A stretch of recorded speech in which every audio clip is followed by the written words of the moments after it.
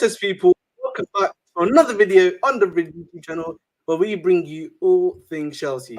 You know who I am, your host, the British 258. And today, guys, I'm here today for a particular reason. Obviously, you can see what the headline of the video is, and that is obviously in regards to Jhon, Duran, and the possibility that Chelsea may be targeting him as a possible player to be bringing in into the football club. So I want to discuss with you, go through some of his stats and statistics, maybe have a quite a bit of a look at him to see, who is this guy. I obviously, again, I have very little to no knowledge on the player myself personally, other than that, obviously, from what I know and from what I've read about him, is that, obviously he was an MLS top prospect, and that's pretty much it. And there's now Aston Villa, and that Chelsea had interested in 18 months ago, apparently.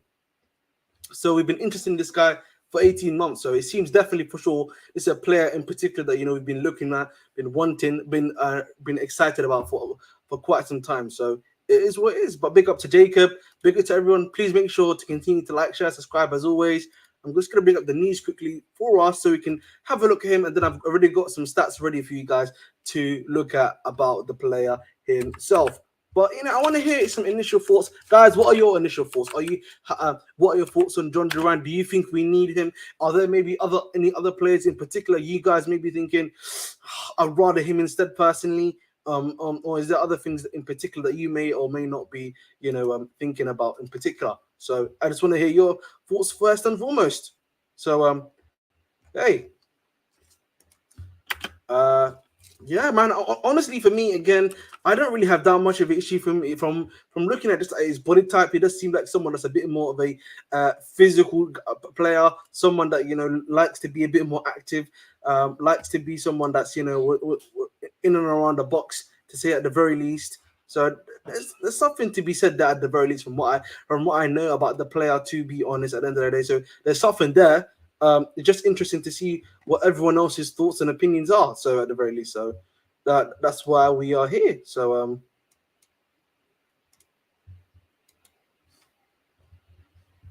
bear with me for a moment. This is really weird. They never used to do this before, but hey, maybe I've just become bad at this. Or okay. But hey, guys, again, let me just bring up the news first, well, because the statistic thing is bugging out for me personally. But let me share my screen for everyone while everyone is here. Bear with me for one hot moment. There we go, lovely jubbly. Here we go. Obviously, so this is some of the stuff that's come out. So this is initially from Matt Law, and Matt Law said Chelsea are considering making a bid for Jhon Duran. So that's what he said. So clearly there is something that that was the thoughts, and that apparently Villa are also interested in Armando Broja. Now that was the initial news that we had heard about initially. That was earlier today, around about 6 p.m.ish. Now, obviously, then there were reports today that then came out from Fabrizio, which we'll go on to. But some of the stuff that was said here, this is by continuing on from the Matt Law article. Given the age and relative low wages, Duran would fit the profile of signings under Iqbali Bowley control more than Benzema, who has been offered to clubs on loan until the end of the season.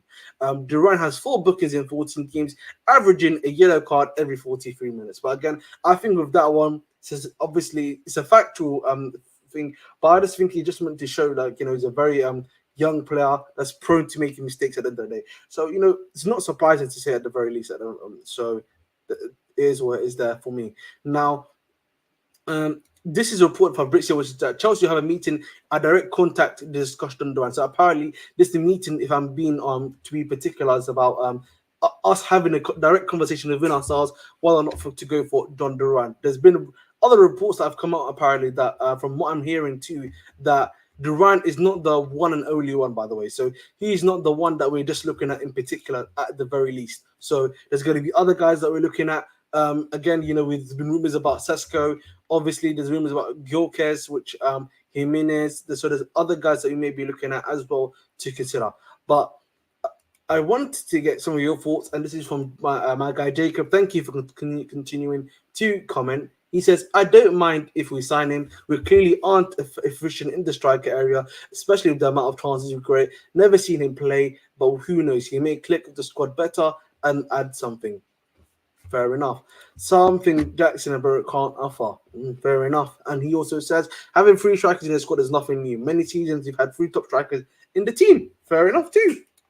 Now, I wanted to actually address the Benzema stuff, but I'll do that afterwards because I think with Duran, I don't have that much knowledge about him again, so that's why I thought I'd do a nice little live stream with us to have a look at him. But you look at Jackson, for example, I do think to an extent we are missing Jackson. I think again one of the things that I will always come back to is the link up play that Jackson has with the other players helps those guys out a lot. Now the transmission is what's been hurting Jackson more so, even though he has been hitting the targeted goals that I expected him to hit the season, which was around about the 5 to 10 goal area.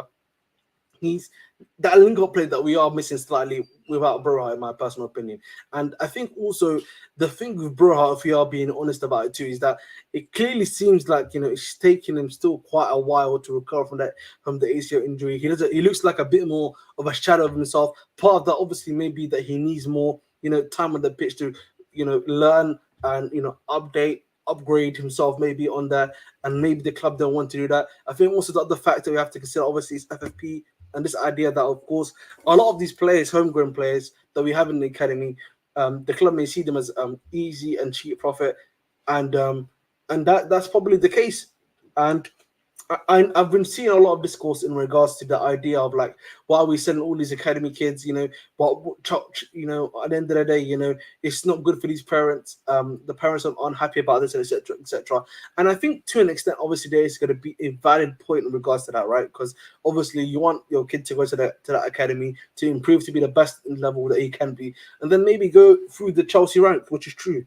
And we should try to continue to do so. But at the end of the day, if we are being honest, we obviously had that really good generation of as of recently, which obviously brought us the likes of Reece James, Mason Mount, obviously Gurley was a part of that.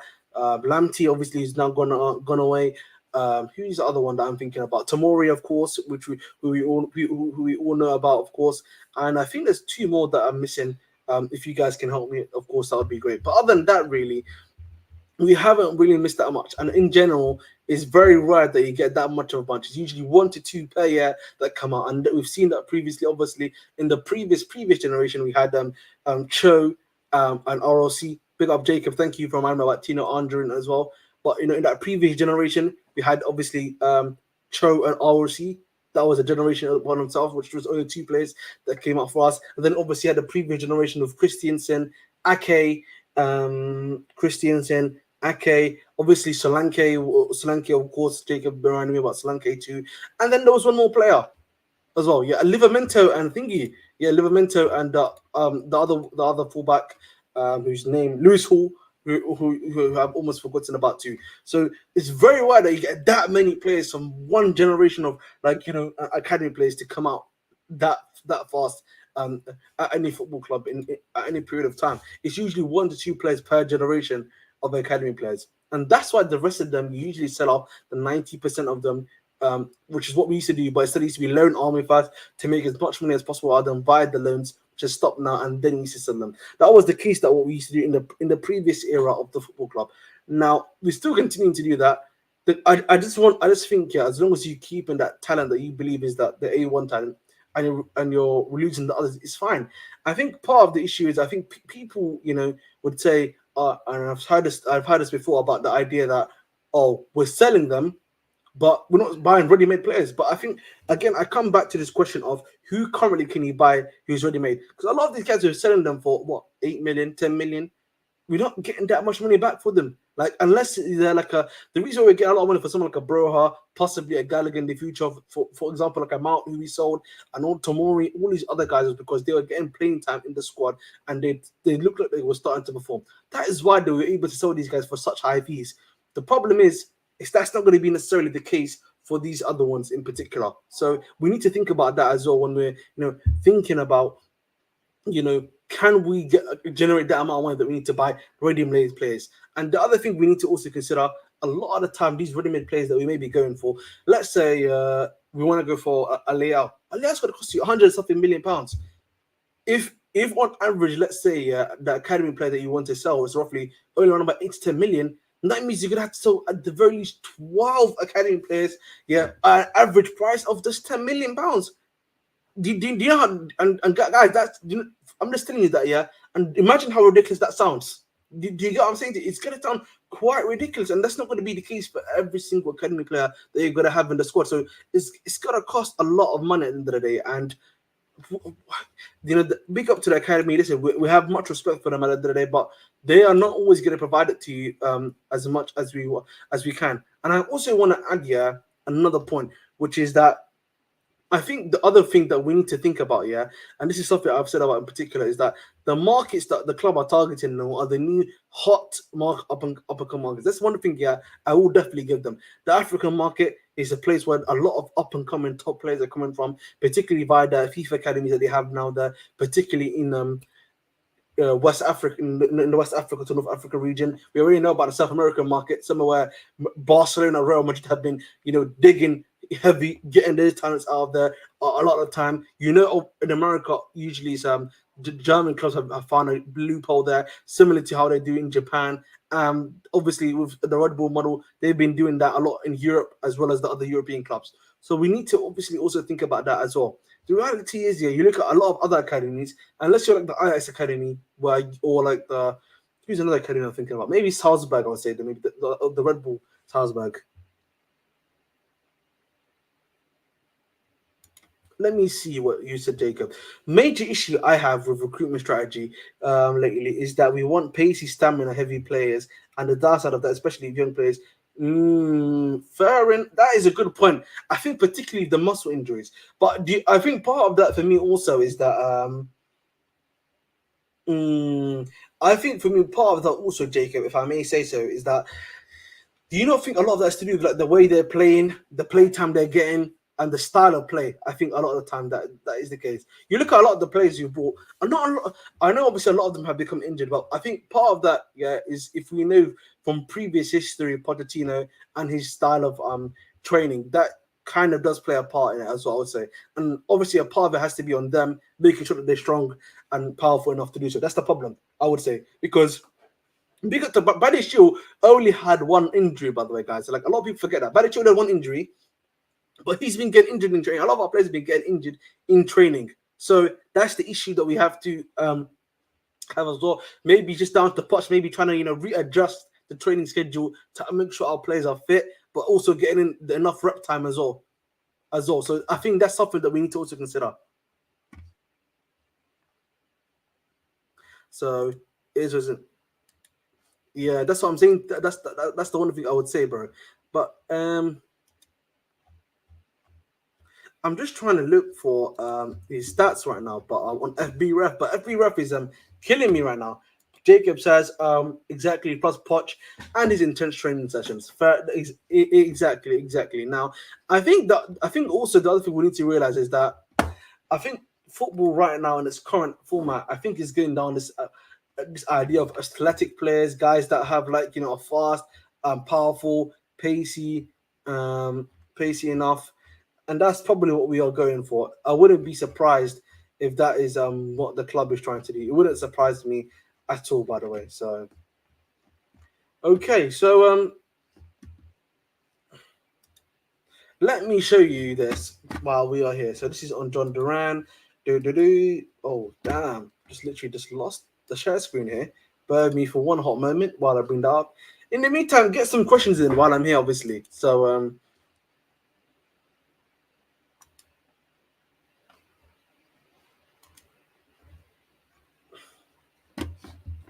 bear with me for one hot moment. There we go. It should be here. Let me just increase that slightly more for everyone. There we go. So obviously this is in the Premier League. He's had 14 appearances. He's got 2 goals in there.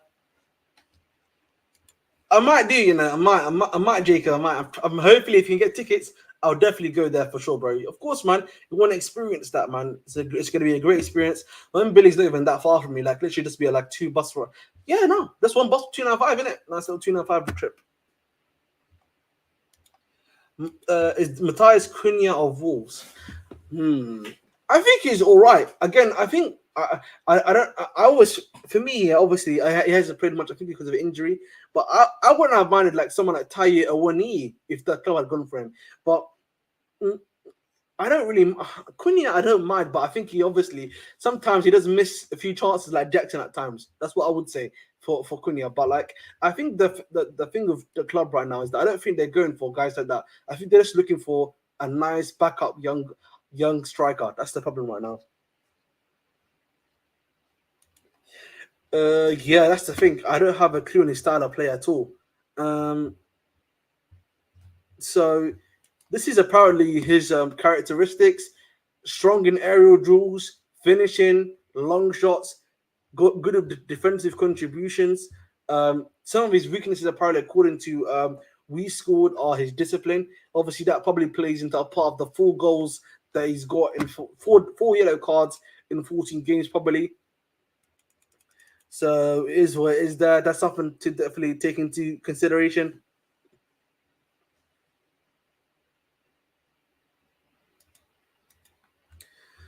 Let's let me have a look at this. There's someone that sent me something about it too. Here we go. There's another one there, of course. This is his style of play. So he apparently he likes to do flick-ons, which makes sense. You know what he looks like? He just looks like what Broher was like pre-ACL injury. That's what he looks like to me. I don't know about you guys, but he just looks like Broher to me, but pre-ACL injury. Which if that's the case, then I don't mind at all. But gets fouled often. Yeah, he just looks like Broha to me. Like a lot of it seems that at least if you look at a lot of this stuff, the style of play and everything that they're saying, he just looks like a Broha regen. If that makes sense, someone that's good on the ball, not scared to what's it called, do stuff and everything, is ready to get stuck in and everything like that. So it doesn't surprise me at all. So it is what it is, man. This is why it doesn't. So this is kind of obviously interesting again. Doesn't surprise me. Interesting indeed. Interesting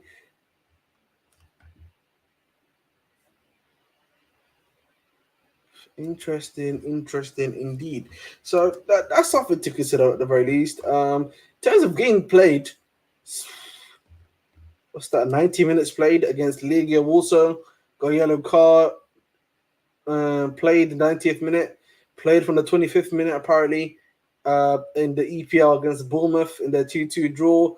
0 90 minutes. Played 25 in this one. Interesting. Listen, at the end of the day, quite kind of an interesting player to say the very least. Looks like he's got some qualities at the very least that we probably do need in the squad. But it's kind of surprised. Big up Warrior, bro. Hope you're doing well. Hope you're doing well. But yes, very interesting at the very least. He said at least right. So someone that for sure, man, is gonna provide you some stuff. But it just seems to me he's a much better and stronger version of like what's his name of Broha. Now, for me, the thing with Duran, which is interesting, is that Broha link, which is that apparently Villa now want Broha. So I wouldn't surprise me if the club do a deal, which is a loan of obligation for Broha, and then they bring on Duran for like a cheap fee of like 10 to 20 million. It wouldn't surprise me at all if they're that surprised they were able to get him. So that's pretty much it. So it doesn't surprise me at all. Now, I think for me, the other issue that you're gonna have in at the club long term is gonna be how if the club once you reach a point where we are gonna be close to winning stuff. Um, this has to change. By the way, this is gonna have to change eventually because you're gonna reach a point where okay, we're very close now. We can't get another young guy that's gonna solve the situation. That's when you go for the ready-made players for me personally. But at this point in time, it don't matter.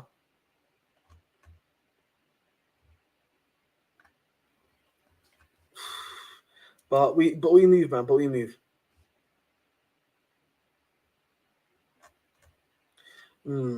But hey ho, we move. But I don't know, man. I feel like it's a bit too much negativity, bro, towards his sign. I don't really mind him again at all. Again, I think for me, Benzema, would he be great to bring in? I don't. Yes, probably. But if the wages are too high, yeah, and too excessive, yeah, and what's the? I think for me the issue right now, yeah, is our squad right now able to get top four? Probably because with how the other teams are doing, yes. But is he ready right now? I don't even know if he's fit. I don't know if he's ready enough for us. Then there's also the point of like he's barely played football for a whole month, been relaxing in Mauritius, if I'm not mistaken. So I'm saying then the Saudi league they want to apparently put him, take him out on loan because they want him for the league and like they don't want to lose him too. So why are we surprised?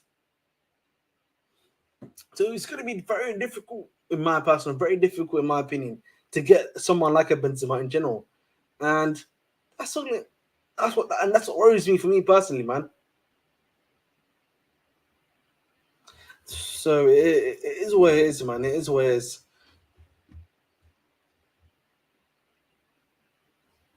Yeah, man. I hear you, Jacob, bro. Listen, we need that. We need that, man. We need that as soon as possible, bro.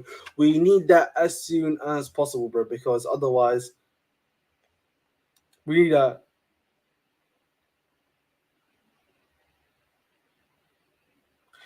So we move, man. Listen, we need that as well. But listen, guys. I thought this is like a kind of like obviously a short stream. I just wanted to have a look at him. I wasn't born to do my actual video for this guy at all. So listen, with that, I've been your host, the most, the British T58. Dedicate your hearts, and as always, please make sure to stay blue.